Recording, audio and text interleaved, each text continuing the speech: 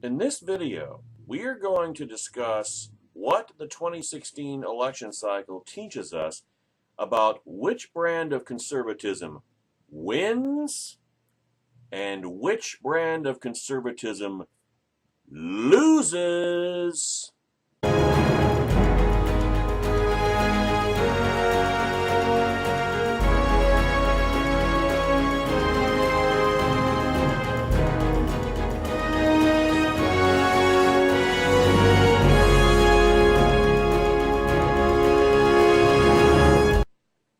I know this is going to be a very difficult lesson for you Trump supporters to accept. I mean, your candidate has a brand that he's a winner. Trump always wins. Well, how's that turning out for you? I mean, as I check the polls, as I check the Electoral College projections, he's not going to win. That's why he's already making excuses and planting conspiracy theories about rigged elections and so forth. Because in his mind, there's no such thing as Trump losing.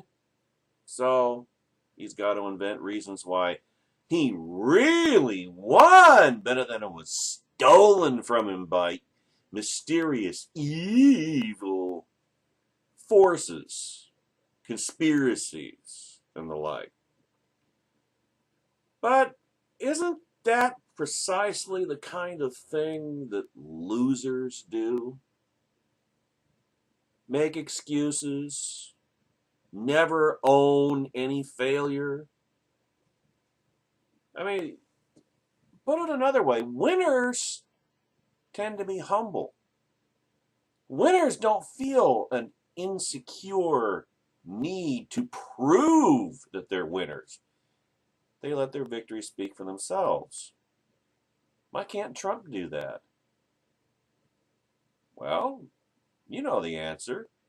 Because he's a loser. And so is anybody who follows him. So is anybody who doesn't recognize the only way that conservatives can win. Now, a lot of Trump supporters consider the Republicans to be losers because they won't fight. But they took fight to the opposite extreme. I mean, you're all familiar with the arguments, just as much as I am, about how, well, conservatism wins national elections. Rush Limbaugh said that for years. It's not always true. And then, you know, when Republicans lose a national election, well, it's because we didn't really nominate a conservative. We nominated a rhino. Well, maybe so. Maybe not. We don't always win. Conservatism doesn't always win. Why? Because the voters are, for the most part, the majority of the American electorate, are not ideologues. They're not political junkies. They don't obsess over this stuff the way we do. They are outside our existential ideological bubble.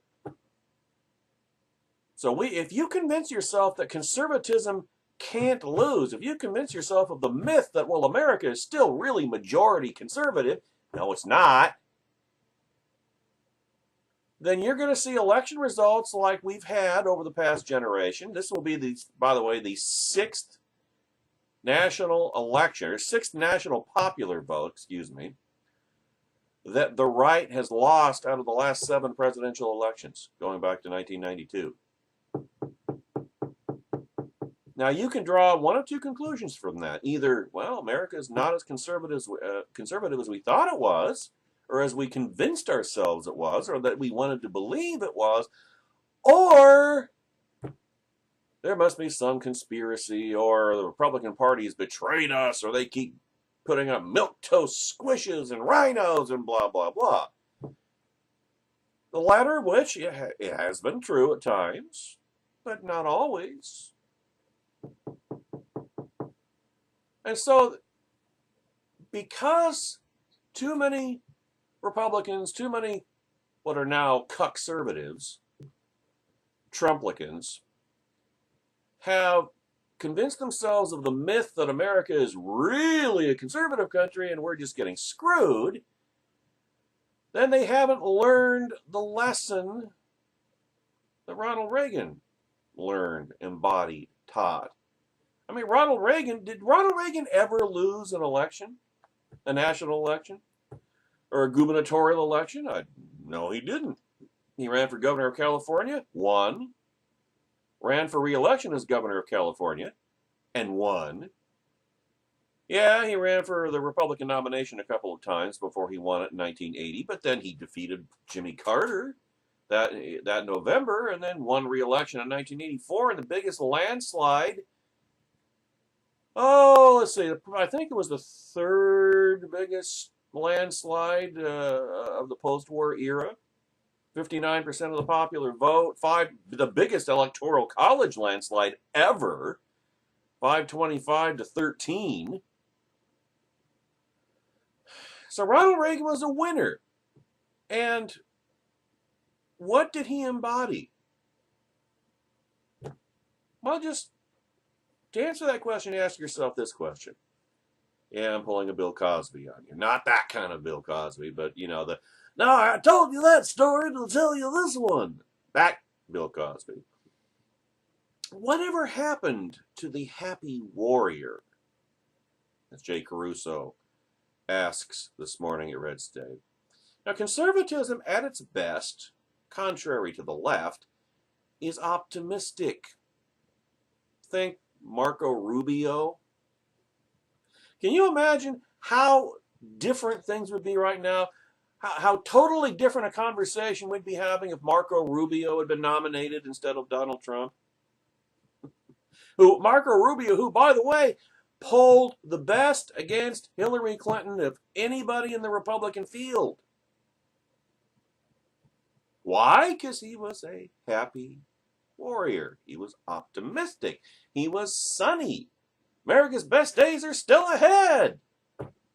Not, America sucks, we live in a shithole, and only I can fix it.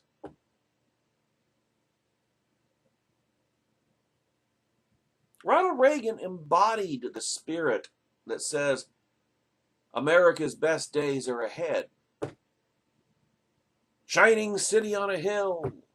The sun is coming up, The sun will come up tomorrow. Bet your bottom dollar that tomorrow. When speaking at the CPAC annual dinner in 1985, Ronald Reagan said the following.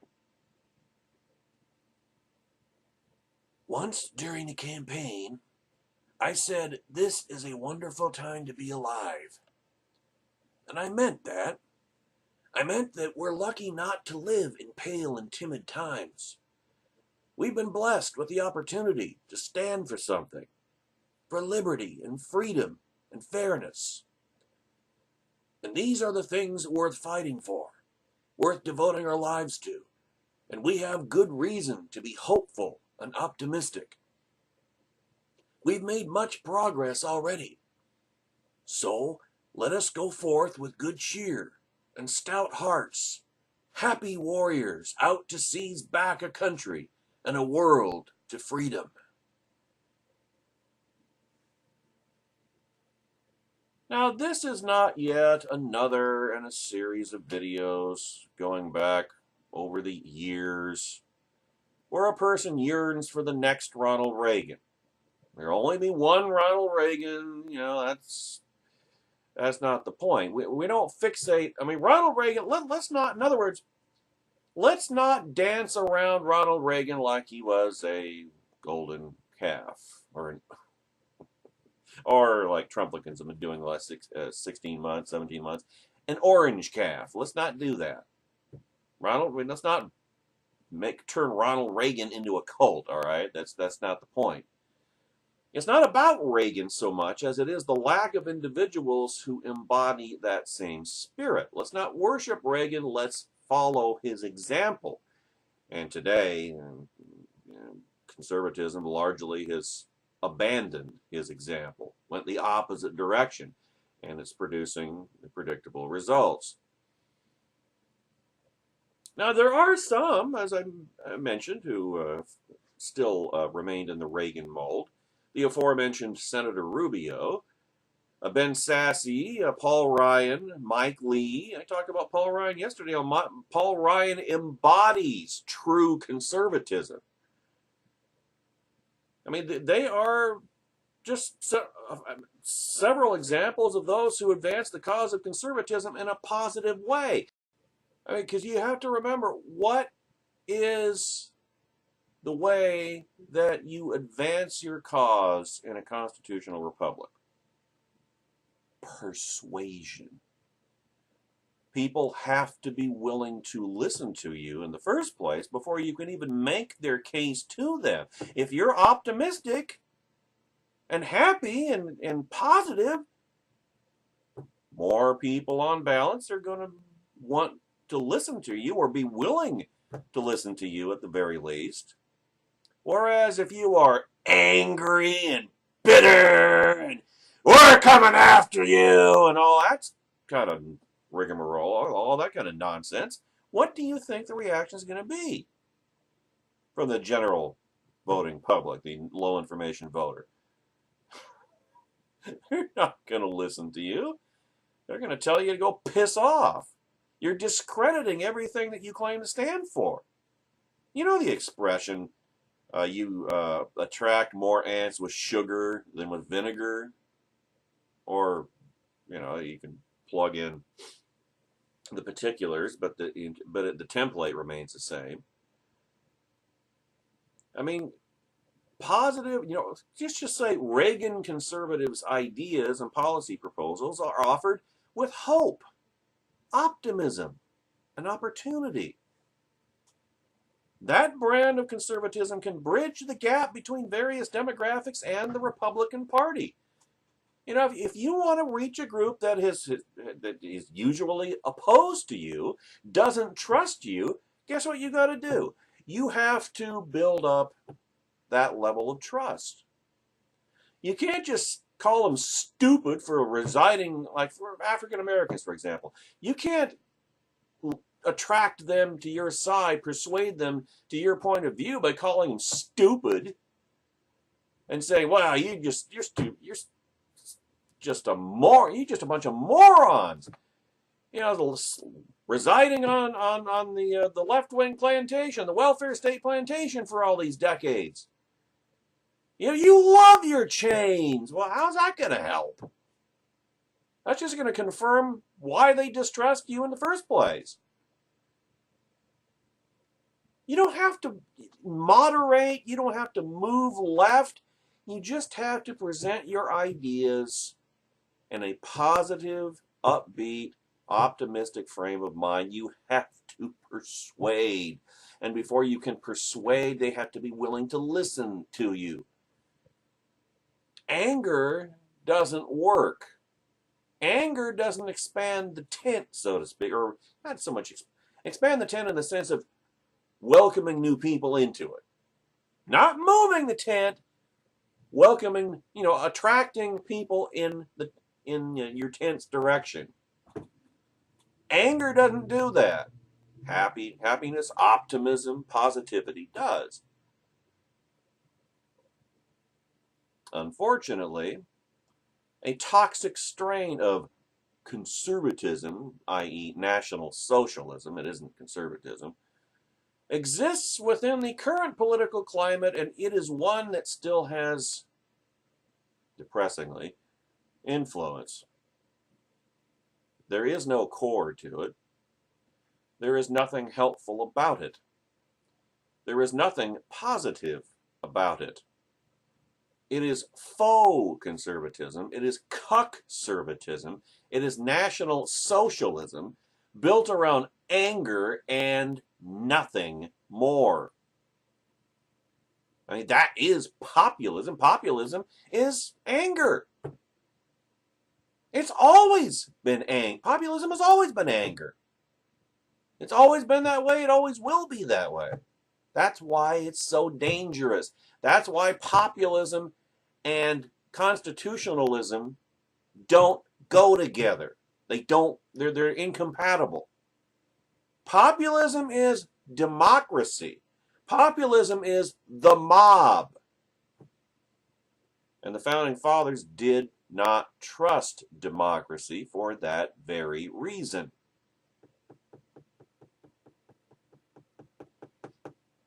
Yesterday, Congressman Joe Walsh had this to say about the election. He tweeted this out yesterday. On November 8th, I'm voting for Trump. On November 9th, if Trump loses, I'm grabbing my musket. You in? This is a United States representative. He became a United States representative, Joe Walsh did, by being elected. Suppose his opponent, because he's a first-term congressman, so let's say his opponent in 2014, his Democrat opponent, had said, well, if I lose, I'm grabbing a musket. I'm not going to accept this. I'm going to riot. We're going to overthrow this election and install me instead. Who cares how the vote turned out?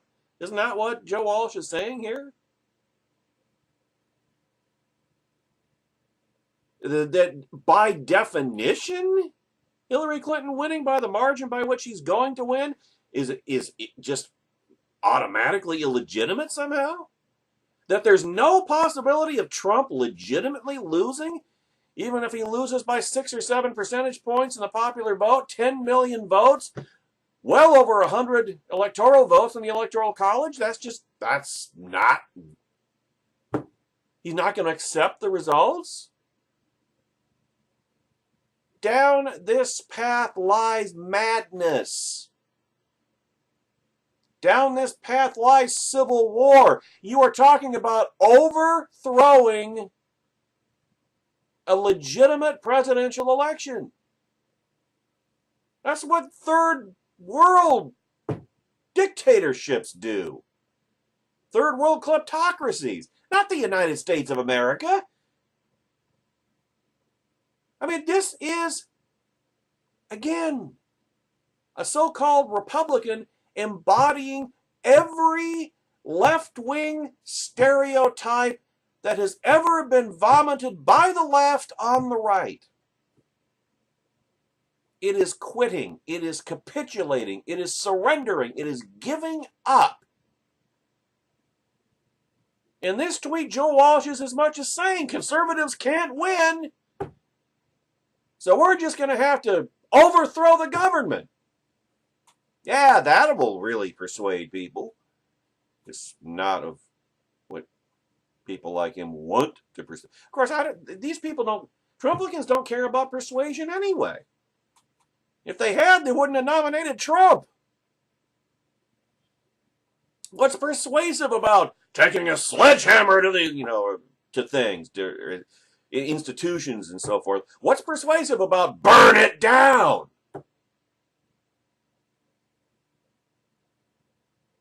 That's Fire Lord Ozai territory. It's time for this America to die in fire, so that a new America can be raised from the ashes. That's what Walsh is saying.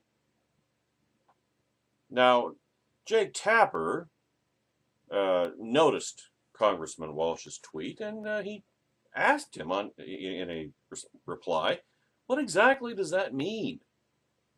Grab your musket. Walsh replied, it means protesting, participating in acts of civil disobedience, doing what it takes to get our country back. And the first step toward getting our country back, but back for what? Back in what direction? How is it conservative? How is it constitutionalist to not accept the results of a legitimate election that's not going to be close? Doesn't that clearly indicate that we have a lot of persuading to do and that this is not helping? This is just handing propaganda ammunition to the other side? To the left? To the Democrats? Especially to the media. I mean, civil disobedience? You know what? That's a euphemism, ladies and gentlemen. The layman's term for civil disobedience is rioting. Just like Black Lives Matter, which, by the way, is supported, funded, backed, bankrolled by the United States Communist Party. I tell you, this is evocative not of the American Revolution. It's evocative of the streets of Germany in the early 1930s. That's what it is. And now I'm not saying that low information voters are going to make that connection, because most low information voters don't know crap about history and wouldn't recognize the reference in the first place. But for those of you who do know something about 20th century history, you'll know exactly what I'm talking about. I mean, how, and it comes back to the same question again, how is this helpful to the cause of conservatism? This is anti-conservatism. Who outside the mob from Joe's radio audience, Joe Walsh, who's apparently also a radio host who got elected to Congress, God help us all, who outside his mob examines what he says and thinks, I want in on that? Again, it's not persuasive. It doesn't build trust. If you're not part of his mob, in other words, if you're the vast majority of voters, you're going to look at that and say, God, good Lord, the liberals were right about those people all along. Yeah, this is destroying every bit of progress that the conservative movement has made for the past 60 years, going all the way back to the founding of National Review magazine by William F. Buckley in the mid-50s. All the persuasion, all the overcoming the Nazi, fascist, this, that, the other, everything that Buckley and Barry Goldwater and Ronald Reagan accomplished over the years to move the right, move conservatism into the American political mainstream. And now Trumpism is throwing it all back out again in one cycle. This is what I mean when I say the stink, the stench, the taint of Donald Trump is not going to be scraped off the Republican Party for decades because the left won't allow it. Hey, you know what they say, you put anything out on the internet, it's there forever. You can't change it. So be careful what you put out there. You gotta, Trumplicans, just Tea Partiers, now Trumplicans, they've never understood. You have to look at how you appear, how you sound to low information voters, to people who don't think the way you do, who are outside your bubble, outside your tribe, outside your mob, whatever. You have to look at how you look to other people. I mean, you know, fight is great, but it's like jet fuel. Anger is like jet fuel. You know, you have to channel it. You have to harness it. You have to force it to work for you in a positive, constructive way. You know, when you put jet fuel in a jet airliner, that's constructive. That enables the jet airliner to fly from place to place. That's a constructive use of jet fuel. If, on the other hand, you pour jet fuel all over everything and throw a match on it, well, that's not constructive. That's destructive. I mean, anger, fight, hit them hard, hit them fast, hit them from every angle is great, but it's not the whole thing. It's not the be-all and end-all. You got to channel it in a constructive direction. Trumpism is not a constructive use of anger. Trumpism is nothing but anger. and it's burning down. I mean, it's the ultimate in friendly fire. The Trump supporters, Trumplicans, Conservatives, they are burning themselves down because they really don't want to win. How about Milwaukee County Sheriff David Clark, who shot to conservative fame over the last 18 months over this Black Lives Matter insurrection? He recently tweeted the following: a picture of an angry mob. Now, to be fair, they're not all white. I see an African-American woman, African-American man, two of them, as a matter of fact. Another African-American woman, he might be Hispanic. It's kind of hard to tell. But there's men and there's women, and there's an Asian. So, I mean, I don't know why they went to the trouble of integrating this angry, pitchfork-wielding, torch-wielding mob. But anyway, Sheriff Clark tweeted out this picture of an angry mob complete with hissing torches and pitchforks. So, and one, I think, the guy right in front has a sword. Well, there's a rolling pin and lots of fists, upraised. There's an axe, though. That's real good. There's a shovel. Actually, it looks like the crowd of the ECW arena back in the day. But I digress. Now, here's the caption that he tweeted. Sheriff David A. Clark Jr. It's incredible that our institutions of government, the White House, Congress, Department of Justice, and big media are corrupt, and all we do is bitch. Well, you can actually try to persuade people and try to win elections. Wouldn't do anything about the media, but as far as the rest of it, yeah. We're doing more than bitching. I mean, that's not true. All we do is bitch. That's not true. So then he says, pitchforks and torches time. So, again, riots? Insurrection? Overthrow the government? Overthrow the United States government. Overthrow the United States Constitution. Isn't that essentially what he's saying here? We will not accept the legitimate results of a landslide election. We will not self-reflect. We will not acknowledge, maybe we did screw up by nominating a New York liberal Democrat, con man, false flag operation. Maybe we did get suckered. Maybe we did get bilked. Maybe we did get swindled. Maybe we did get fooled. Maybe we should learn from this. Maybe we should admit we made a huge mistake. No, they're not. No self-reflection. No looking in the mirror. No, just pitchforks and torches, and we're going to be just like the left. An election doesn't turn out our way, we're just going to overthrow it. Civil war, insurrection.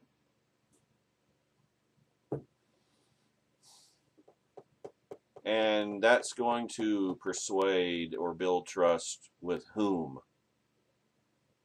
That's going to help conservatism how?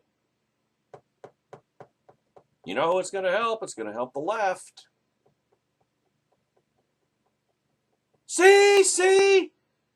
Conservatives are everything we always told you they were. They're Nazis, they're fascists, they're racist, sexist, bigots, homophobes, blah, blah, blah, blah, blah, blah, blah, blah, blah. I mean, this is a law enforcement officer.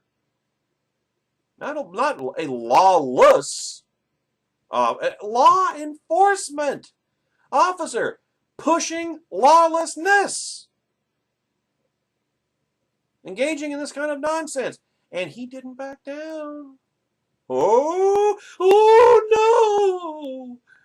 no! In fact, he opined about it, and as is the wont of all Trumplicans, and in doing so, naturally made matters worse. This is what Sheriff Clark told the Huffington Post, for those of you in Malaga, Washington, or Murrieta, California. Quote, first of all, if you came here expecting me to walk that statement back or ask for a do-over, you are going to be disappointed. I am not your typical conservative. Doesn't sound like he's a conservative at all, actually. I stand and fight for what I believe in, and I play smash-mouth politics. Well, but what do you believe in? Because it can't be conservatism. And conservatives, if you were a conservative, Sheriff Clark, you would understand, you would realize conservatives don't get to play smash-mouth politics because the left controls the game. The only thing you're going to get by playing smash-mouth politics is to get your ass kicked and thrown out of the game. That's not how conservatives win. We can win. Oh, yes, we can win. That's not how. That's not how we do it. Again, fight is great, but it's just one tool in the toolbox, the strategy toolbox. You know, it's about more than fight. I mean, fighting is great, but sometimes a frontal attack is foolhardy and suicidal. Ever heard of Pickett's Charge? Battle of Gettysburg? Civil War? I mean, what was that? Conservatives? Not conservatives, I'm sorry. Confederate forces, the Confederate Army led by General George Pickett, was attacking uphill because the Union forces controlled Cemetery Ridge, south of the town of Gettysburg, and they were attacking uphill. And one of the first rules of warfare is don't attack uphill. Whichever side has the high ground has the advantage. This is in the days, of course, before air power. So, in other words, it was stupid. It was foolhardy to keep attacking up this hill. The Confederates could not win. General James Longstreet insisted. He begged, he tried to convince General Robert E. Lee, no, maneuver. Move toward Washington, D.C. That will lure Union forces off Cemetery Ridge, off of the high ground, because it will look like we're attacking the enemy capital, moving to attack Washington, D.C. That will get them off the hill. That's what we got to do. We can't beat them as long as they're entrenched on this hill. And General Lee just said, no, I'm going to take them here. We're going to win here. They couldn't win there, and they didn't. Pickett's Charge was a disaster. And what has in political terms, what has the Tea Party been demanding for the past 4 years? One Pickett's Charge after another. Sometimes you have to maneuver. Sometimes you have to take a step back before you can take 2 steps forward. It isn't all just fight. That's what you hear from Sheriff Clark here. Frontal attack. Frontal attacks don't usually work. And even when they do, they are hugely costly. Maneuver. Pinch your movements. Surround your enemy. Cut them off from the main force. Politically speaking, that would mean winning elections.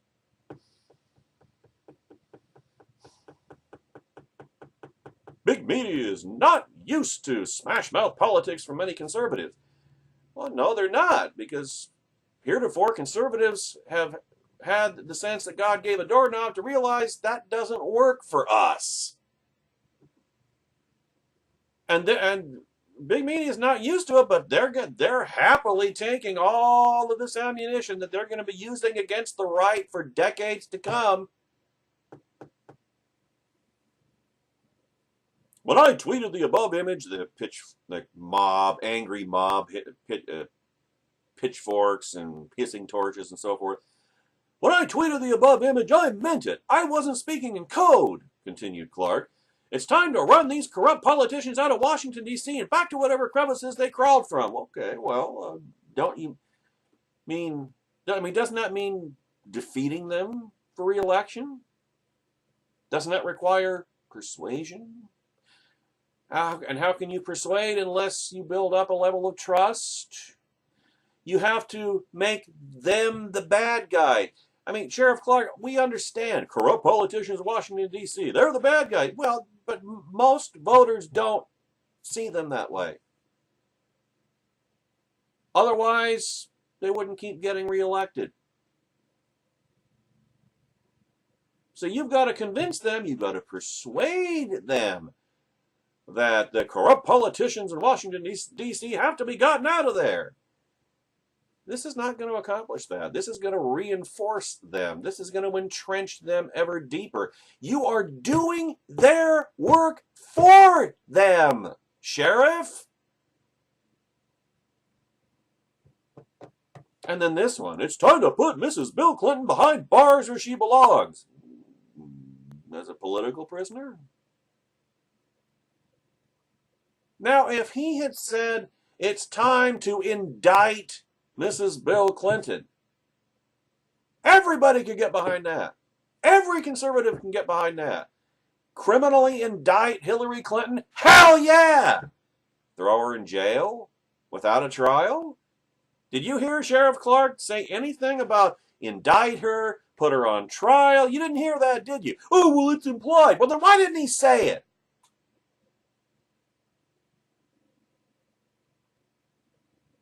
The details matter. The details matter. Especially when you are facing an enemy that is a collective master at propaganda. Do you think, for one single solitary minute, that the left isn't going to use that quote, or quotes like it, and quotes like it, to depict the right as being incipient, aspiring fascists and Nazis, authoritarians? How's that going to build up trust? You have to understand, I don't like it any more than you do, Trump supporters, but low information voters don't see Hillary Clinton as the enemy. Low information voters don't see the Democrats as the enemy. You've got to look at these things the way they do and adjust your rhetoric accordingly. You have to persuade. You can't browbeat. You cannot intimidate them over to the conservative side. It doesn't work that way.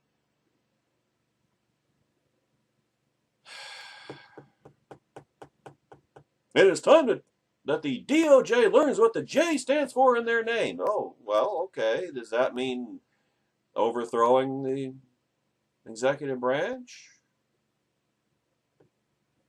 Well, I mean, it's strongly implied. I mean, and sure the DOJ is corrupt. For God's sake, Barack Obama has been in control of it for the past 8 years. That's not the way to do it. That discredits us. Makes them look legitimate. How else could Hillary Clinton be getting elected president? See, the politicians about whom Clark rails, whether he likes them or not, and a lot of them I certainly don't, are elected by the people to represent them. Now, perhaps the sheriff needs a civics lesson, but the crevices from which they crawled include areas of his own Milwaukee County. There is a multitude of reasons for criticizing Hillary Clinton and Barack Obama's commissariat of injustice, revenge, and cover-up. But that said, while Clark and Walsh's rhetoric whips up the choir to whom they're preaching into a frenzy, what it does not do is persuade. And unfortunately, we hear similar rhetoric at times from those in elective office, and of course, from Donald Trump. And they too are not engaging in persuasion. They are not selling conservatism. They are selling anger. And anger by itself is not a philosophy. I mean, think about it for a moment. I know you don't think. I know you gave up thinking months or years ago, Trumplican, but just try. Reacquaint yourself with the practice. And consider about what are you angry? Okay, what about Hillary Clinton? Oh, her scandals. Oh, Benghazi. Oh, okay, that's good. But doesn't your candidate have a lot of the same scandals, a lot of the same type of scandals? Clinton Foundation, Trump Foundation, Trump University. Bill Clinton's being a sexual predator? Well, Donald Trump is a sexual predator. You know, to anybody who is looking at this from the outside your bubble, what they're going to conclude is they're the same. Trumplicans and the left are the same. They have this. They both have and are championing a demigod, a cult of personality. They both support a candidate who is or is married to a sexual predator. They're both making the same excuses for their own guy at the same time as they're hypocritically attacking the other one.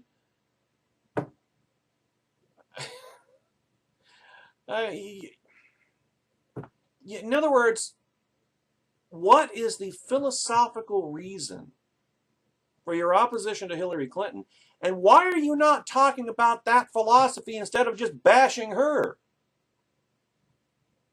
This is what happens when you go all fight, fight, fight, but you forget that for which you were fighting. And that is what a lot of ex-conservatives, that's why they are ex-conservatives. What they were fighting for, their philosophy, their ideology, constitutional originalism, conservatism, tradition, was getting in the way of winning. Because they've given up on what they believed in. They've thrown aside, betrayed what they believed in, and just became tribalists. Just, well, we got to get them. Doesn't matter what they stand for. Doesn't matter what we stand for. We just got to get them. That's not conservatism. That's tribalism. And, you know, while that works, selling anger works for a small sliver of the electorate, it does not reach beyond that small audience and engage other people. You cannot win national elections by selling anger. You just can't. The Republican Party is doomed to the kind of failure it's going to see on November 8th as long as this kind of fake conservatism, in reality it's National Socialism, is front and center with the general public. With Donald Trump as the GOP candidate, Sheriff Clark, Congressman Walsh will not be able to complain about the lack of fight put up by the Republican nominee, but so what? He's going to lose, and he's going to lose precisely because of everything that we've been discussing. And so, whom will they blame next? Never Trump? Oh, you mean us? Those of us in this little, tiny, irrelevant, dead group that doesn't matter, but now suddenly is responsible for Trump losing by 10 million votes? I mean, or the media, or this or that, you know, which is always there and which has been overcome on many an occasion. I mean, one thing we can count on is that Trumplicans, conservatives will not do any self-reflection. Because if they were given to self-reflection, they wouldn't have been supporting Donald Trump in the first place.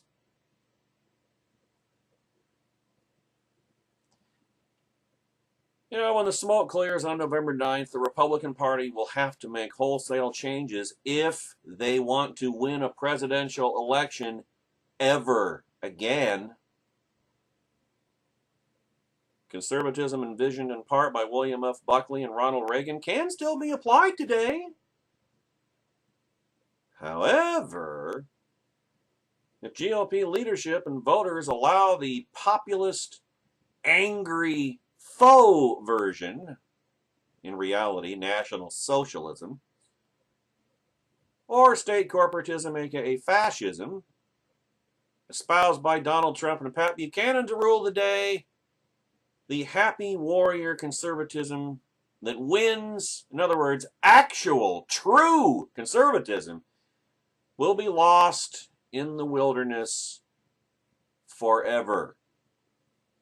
So, how do we limit the damage between now and 2020?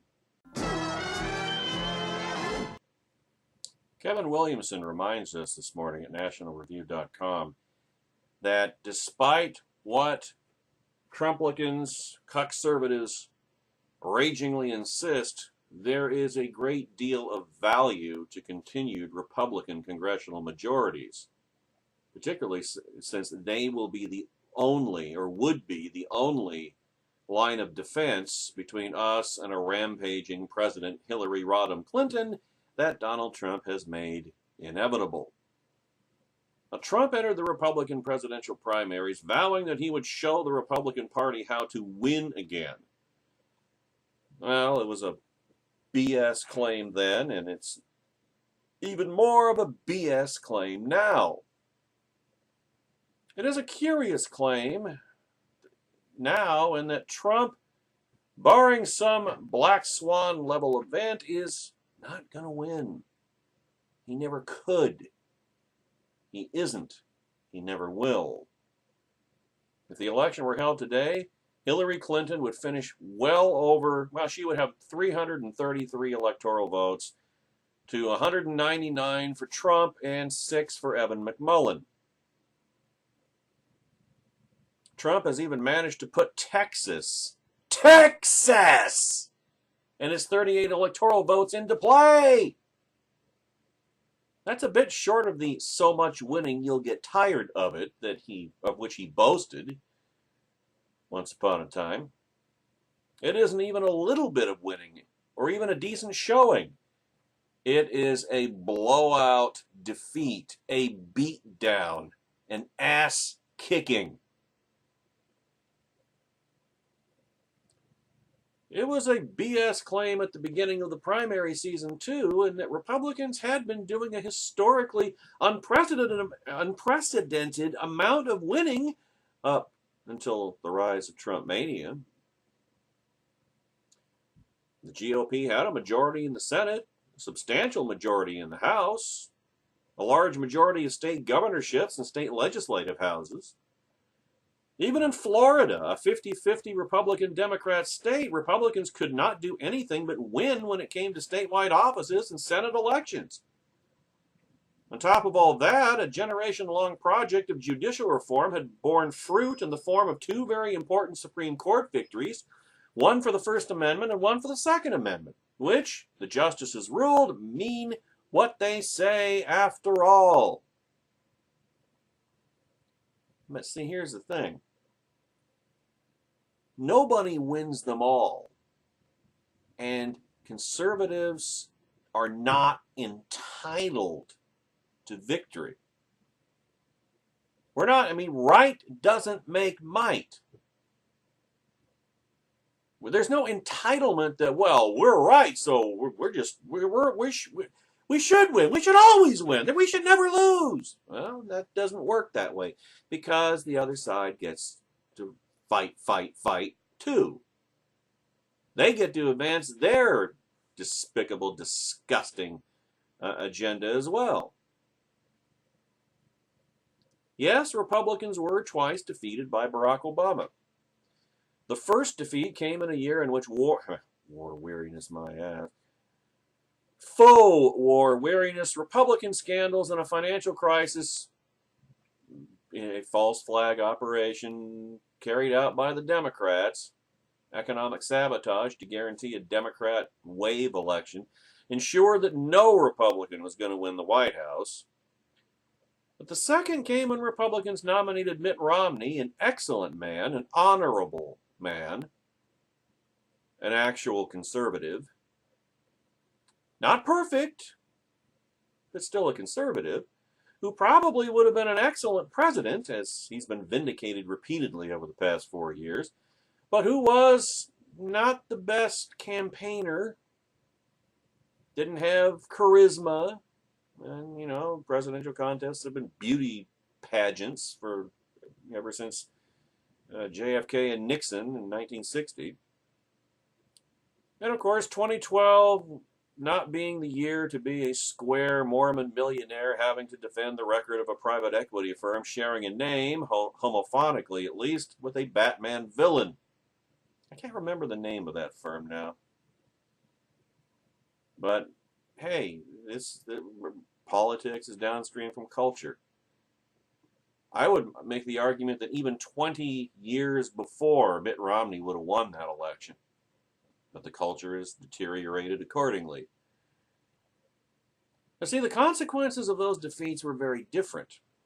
The first one produced results that were catastrophic. Why? You may be asking. Well, let me remind you. Because the election of Barack Obama in 2008 was accompanied, remember the wave election, by Democrat majorities in the House and the Senate. That is why the grievously misnamed Affordable Care Act, which is why I've always referred to it as the Unaffordable Care Act, was inflicted upon the country. And that, as well as the Democrat financial logic bomb, is why we had gargantuan deficits in those years, the Obama-Pelosi-Reid axis having complete control of the elected branches of government. In practice, Pelosi and Reid did all the work and Obama just played golf, but he did not yet have a need to whip out his pen, his phone, and his putter, the current three branches of government.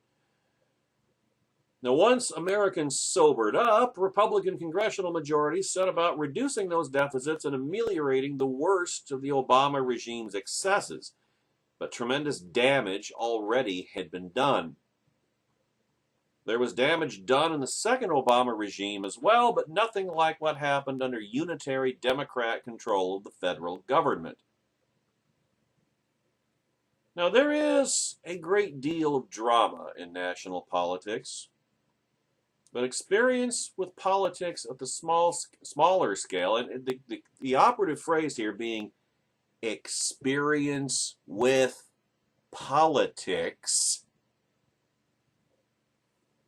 at the state or local scale, or even at the school board scale, can be very instructive if one is willing to learn the lessons it teaches. If you ever have been part of an effort to, say, repeal an onerous and unfair tax, end racial discrimination in the admission standards of public universities, or repeal a backwards and destructive regulation, then you know that these projects can take years or even decades. I mean, for example, the abolition of slavery in Great Britain. Look up the name or Google the name William Wilberforce. You know how long that effort took? Over 60 years. Wilberforce didn't live to see the fruition, the triumph of the movement he started, the abolition movement. He never saw it. It takes a long time. The bigger the change that you try to make, the more patient you have to be. You can't expect things to just magically appear, you magically win, everything goes your direction. Well, you just have to, because I'm right. It doesn't work that way. You have to persuade.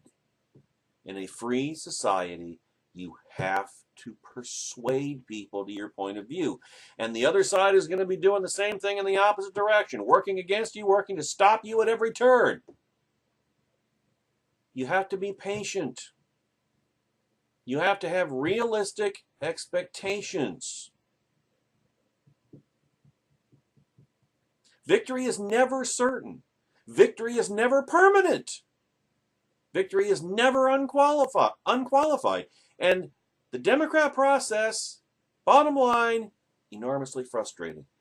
Democrat, small d, the constitutional process. And you know what? You know what else, Trumplicans? That's the way the Founding Fathers designed it. They made it that way on purpose. It's why our country, even the gutted shell of it, that is all that's left today, it's why it's still around 240 years later. And they didn't think it was going to last 20 years. Remember how Thomas Jefferson once said that he thought there would have to be a full-scale Civil War bloody revolution overthrowing tyrannical governments once a generation, every 20 years. The soil in which the tree of liberty grows from time to time must be watered in the blood of tyrants and patriots. And it's not a verbatim quote, but that captures the gist of it. The Founding Fathers meant to create as stable a system of government as they possibly could, and they knew that the way to do that was to minimize, to keep power as divided as it could possibly be. And they didn't trust the people any more than any other group, any other faction, any other branch. They didn't trust the president. They didn't trust Congress. They didn't trust the Supreme Court. They didn't trust the federal government. They didn't trust the states. And they didn't trust the people either. That's why they divided power among all these factions, all these areas. They wanted to create a stable constitutional republic. And in order to do that, you cannot have wild swings each direction. It gets back to this idea that the Trumplicans don't care about conservatism. All they want is tribalistic revenge. Well, when you get revenge, that's not the end of it. Because the other side is going to want revenge. And when they get revenge, then you want more revenge. And when does it ever stop? Now, of course, as Mr. Williamson points out here, the small d Democrat or constitutional Republican process is not, victory is not permanent. Victory is not certain. The battle is never over. The debate is never over. But if it's debate, if it's persuasion, that's America. Bleep yeah. Back and forth revenge, that tears the country apart. That's civil war.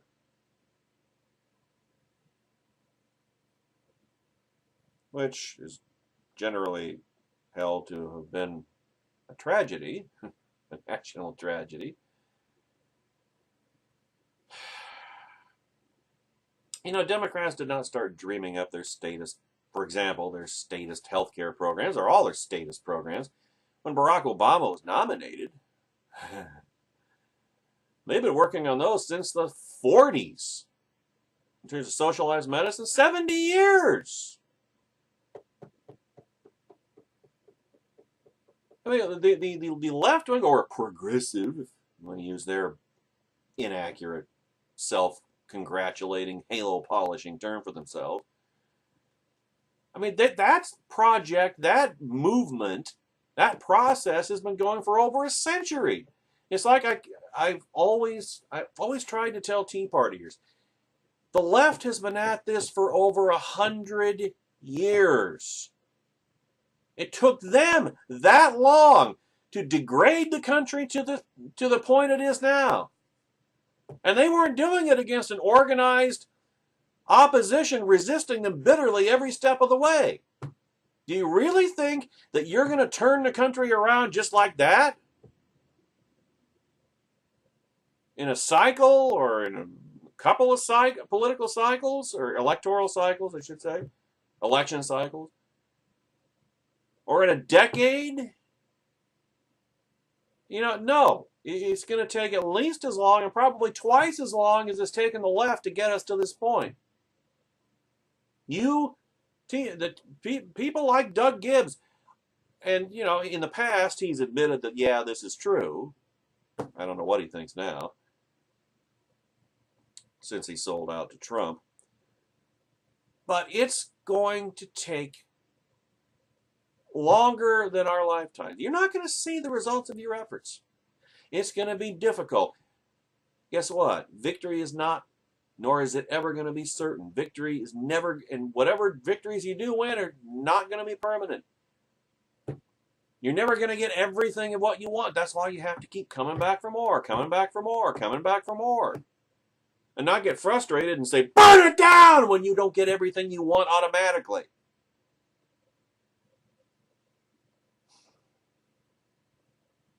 You know, the Republican Party, as stupid and corrupt as it often is, and it's never been more stupid and corrupt than it has been in this cycle, has in fact provided a number of dramatic victories for conservatives in recent years. Yeah, that's right, I said it. You won't admit it, but it's true. The spread of right-to-work laws, the spread of school choice programs, lower tax rates, trade liberalization, which is good for jobs, good for the economy, no matter what you National Socialists want to claim. Affirmations of the First and Second Amendments, restrictions on abortion, including a national ban on partial birth abortion, which technically was unconstitutional since it's not mentioned, it's not an enumerated power and it is a province of the states, but I digress. Consider the state-level work that has been done in Wisconsin, Michigan, Florida, Texas, Oklahoma, all states with Republican governors. Interestingly enough, these are not trivial victories. These are the small things that end up together forming big things. We have not gotten skunked. Yeah, Trumplicans, it could have been a whole lot worse.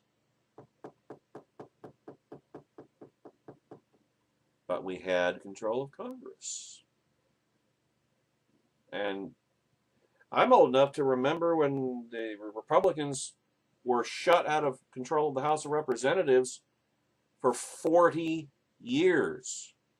I remember election night 1994. I remember how big a deal that was.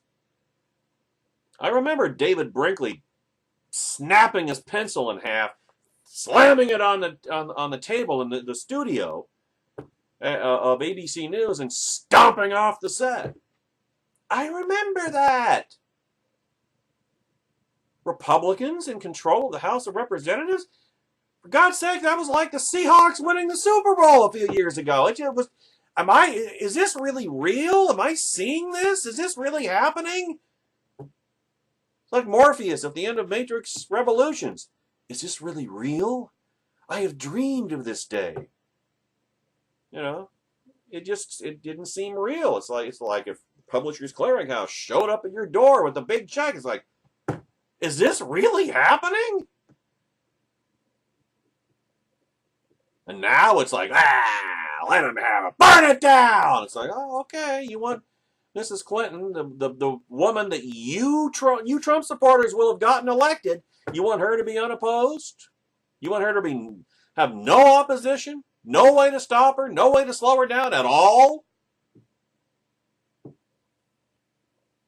Strange sentiments from people who claim to want to stop Hillary.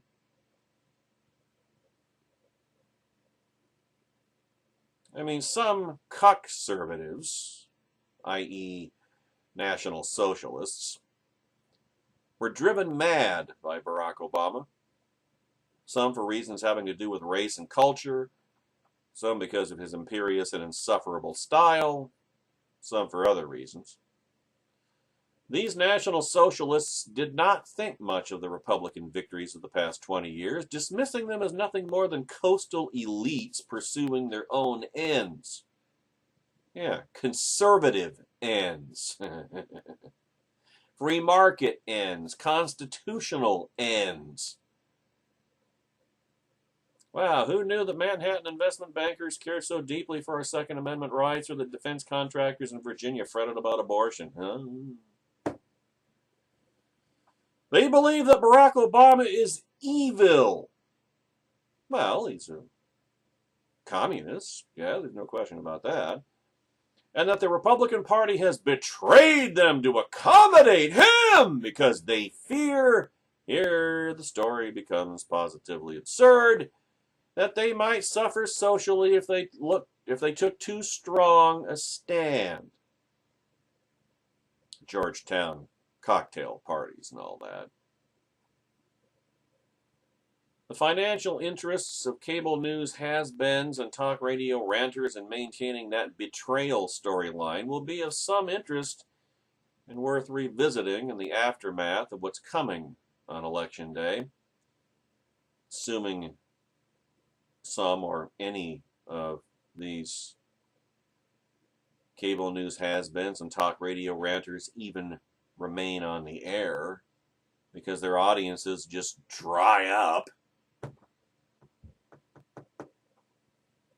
Well, they'll remain on the air. They'll just be over at Trump TV, right?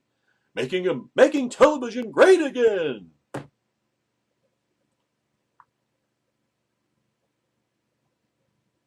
Barring a truly dramatic turnaround, there is going to be a first Hillary Clinton administration, thanks to Trump supporters. The question for conservatives in the electoral trenches and for Republican voters is whether it will be like the first 2 years of the Obama regime, unencumbered by legislative resistance, or like the second Obama regime, relatively constrained. Not perfectly, but you got to remember, we've been playing defense for 8 years. The whole idea was to win elections so then we could go on offense. But Trump supporters, Trumplicans, conservatives didn't want to win, didn't want to stop Hillary. They just wanted to burn down the GOP, which is the only line of defense against President Hillary. The Republican majority in Congress is like a hard and unpleasant job with long hours, but one that pays reasonably well. If you don't like it, try doing without it for a while and see how that works out for you. Lasting governing majorities rarely, if ever, arise in a single cycle. Usually they have to be built over several cycles. I mean, the Democrats did it in, they took back both houses of Congress in 2006, and then they built for 2008, and then they sprung their Democrat financial logic bomb financial panic. It was 7 weeks to go to the 2008 presidential election, and then they got Barack Obama elected along with huge congressional majorities, and then they went on their 2-year rampage that has bedeviled us ever since. They didn't do it all at once. And this is why holding on to some majority in Congress this time, we could have been building on the 2014 victory. I mean, picture Scott Walker, Rick Perry, Ted Cruz, Marco Rubio, where they would be right now vis-a-vis Hillary Clinton. They would be cruising to victory. We'd be looking at how many seats we would be gaining in the House and the Senate. Or at least we wouldn't be looking at losing any. The idea of the Democrats retaking either House of Congress wouldn't even be on the table. The Democrats would be in a panic. The left would be in a panic because the Republicans would be once again back in unified control of the elected branches of the federal government. But that's not what we're looking at. We're looking at, God, I hope we can at least retain the House even. The Senate's probably already gone. I hope we can at least retain majority in the House. And just survive for a couple of years till the 2018 midterms when, well, maybe we could, get the Senate back. But then, of course, we talked about yesterday, on the Hard Starboard radio channel about how 2018 may be screwed as well, and because Trump, the stink of Trump, the stench of Trump, which will be hung around the necks of the right, hung around the necks of the GOP for years, decades to come. But let's be optimistic. We talked about optimism in the first segment of this video. So let's say that we get back control of the Senate, 2018. Well, after the Trump detour, we would be building toward 2020, right? And we would be building toward regaining the White House from a woman who is going to enter office as the most unpopular president, or certainly the most unpopular president ever to enter office. Hillary Clinton is not going to have a honeymoon. And you know, when you're president of the United States in this day and age, it's really kind of difficult to be invisible. And remember the dynamic. I've always told you that the more visible Hillary Clinton is, the less popular she becomes.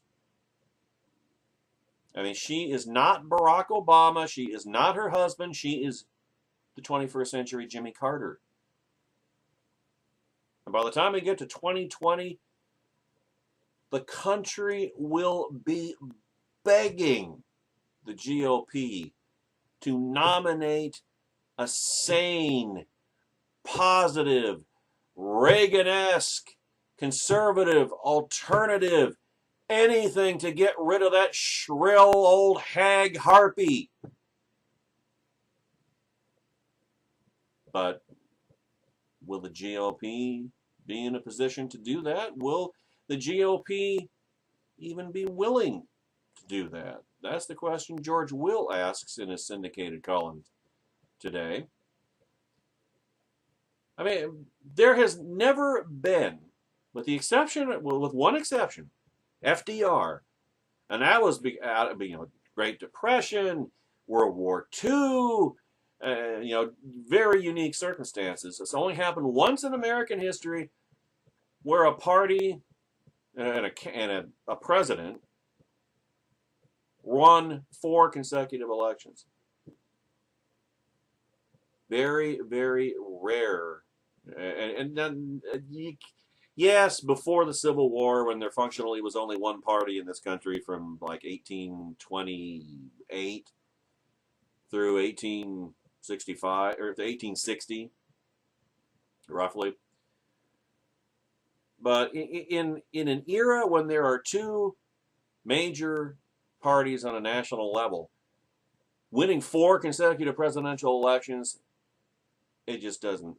With the exception of FDR, it hasn't happened. That's the binary pendulum, the 2-party system. It swings back and forth. You know, one party gets in power and they might be in there for 1 term, 2 terms, 3 terms, but eventually people get tired of them and they want something new.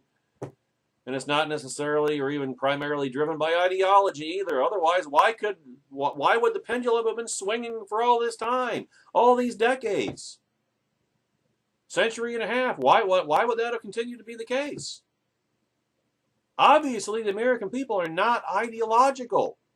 If that were the case, one party would always win. There wouldn't be a need for the other party, right? It wouldn't have organically grown, emerged that way. I mean, the Founding Fathers didn't build that in the Constitution. Remember, the Founding Fathers didn't trust what they called factions. They thought, that the country should be, what's best for the country should be with the primary focus of public servants. And of course, it was never really going to be that way because human nature doesn't allow for it. People disagree over what's best for the country. That's why the Federalists and the Democratic Republicans originated in the first place. And then the Federalists went away, and then the Whigs arose, and then they went away, and the Republicans arose, and the Republicans have been around for 1 3/4 centuries or close to it. what is it, 160 years? Yeah, 160 years. And now Trumpism is sending the GOP in the same direction, to the same place of political perdition as the Whigs and the Federalists before them. But it's still difficult for one party to win 4 consecutive presidential elections without extraordinary circumstances. Now, when told that the New England transcendentalist Margaret Fuller had grandly declared, "I accept the universe," the Scottish philosopher Thomas Carlyle dryly remarked, "She'd better." Much ink and indignation has been spilled concerning whether Donald, "I am much more humble than you would understand," Trump will accept the election's outcome. The nation, like the universe of which it is the nicest part, or at least it has been up to now, will persevere even without the election result being accepted by the fellow who probably will be the first presidential candidate in 16 years to receive less, and probably a lot less, than 45% of the vote.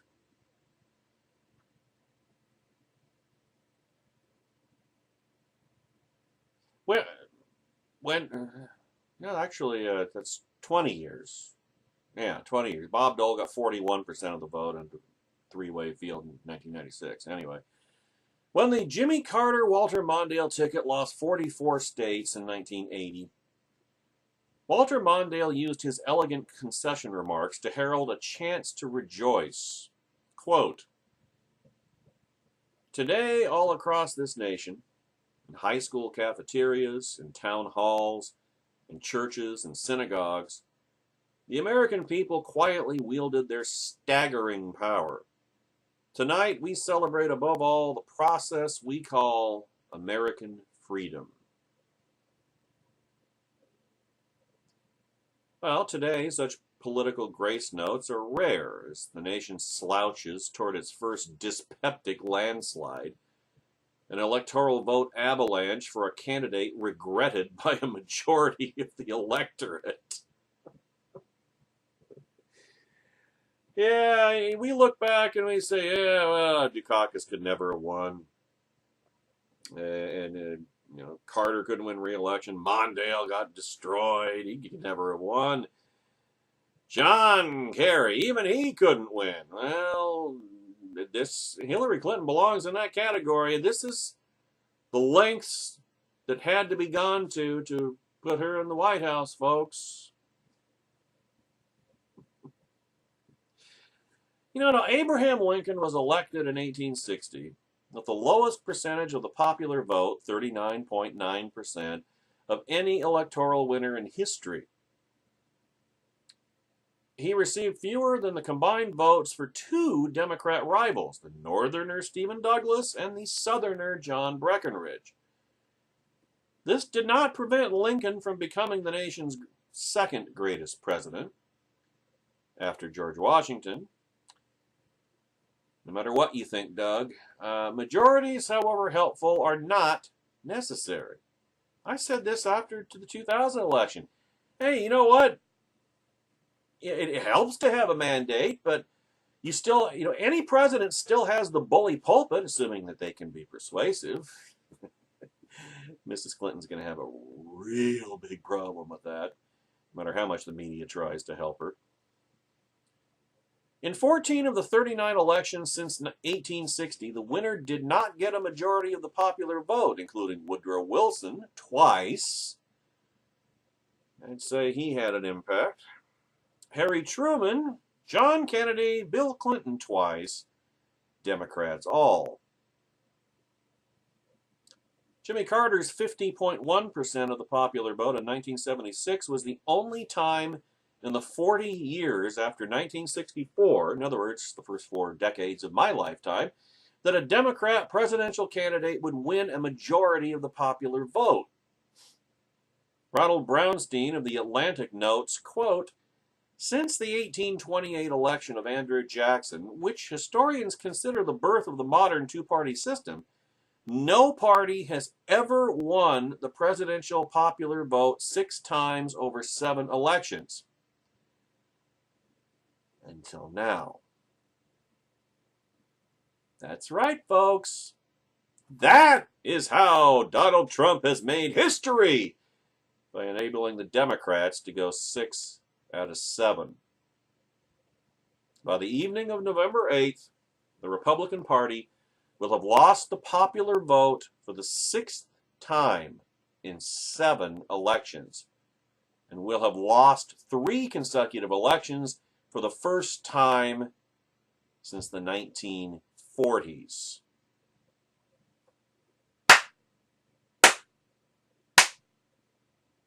Low 5, Trumplicans. In the last 4 elections, no loser has fallen below 45% of the vote, and no winner has reached 53%. This year's winner is unlikely to become just the 4th nominee of the world's oldest party, following Andrew Jackson, FDR, and Lyndon Johnson, to win more than 53%. But the loser, however, could plunge close to the 37.4% that George H.W. Bush received in 1992 when Ross Perot took 18.9% of the vote. This year's winner, Mrs. Clinton, will probably be the first Democrat since Grover Cleveland to become president without enjoying Democrat control of both houses of Congress. Please, God. Cleveland, the last conservative Democrat president, vetoed more bills during his 2 non-consecutive terms than all of his predecessors combined. That's why Grover Cleveland is the last Democrat president that I could have voted for. This year will be the 4th of a particular kind of Republican disappointment since World War II. In 1946, 1994, 2010, and 2014, Republicans won huge victories in off-year elections, but 2 years later, lost the presidential election. Didn't have to. Trumplicans, you chose this. You chose this result, and you have no reason not to have seen this coming. Thomas Jefferson also once said that the boisterous sea of liberty is never without a wave, but some waves have become less turbulent. For example, in 2004, 13 states enacted, 11 of them by referendum, prohibitions on pseudo marriage. Ah, yes, I remember it well. 3 elections later, this issue has virtually disappeared from political discourse. Now, Americans might feel as though they are living through an unceasing and unprecedented political maelstrom, but by one measure there is unusual stability. The nation is nearing the end of a 3rd consecutive 2-term presidency, something that has occurred only once before in U.S. history. Want to know when? Okay, here we go. The Virginia dynasty of the 3rd, 4th, and 5th presidents: Jefferson, 1801-1809, Madison, 1809 to 1817, James Monroe, and the era of good feeling, 1817 to 1825. This is an era of bad feeling, I think you'd all agree. Of the 5 presidents in office from the inauguration of JFK in 1961 through the departure of Jimmy Carter in 1981, not one served a full 2 terms. The last Democrat directly elected, that is, not counting Harry Truman or Lyndon Johnson, who were elected after inheriting the office, to succeed a Democrat was James Buchanan, arguably the worst president ever until now. 160 years later, Republicans, fearing 4 more Clinton years, can reasonably hope that there will be no more than 4. Well, I don't know how reasonable a hope that is. I mean, the likelihood of Democrats, just all other things being equal, in ordinary circumstances, the likelihood of Democrats winning a fourth consecutive presidential term in 2020 will be reduced if, in capital letters, the Republican Party reverts to its practice adhered to since it chose John C. Fremont in 1856 of actually nominating a Republican. Is that a reasonable hope or a forlorn one? I guess we'll find out.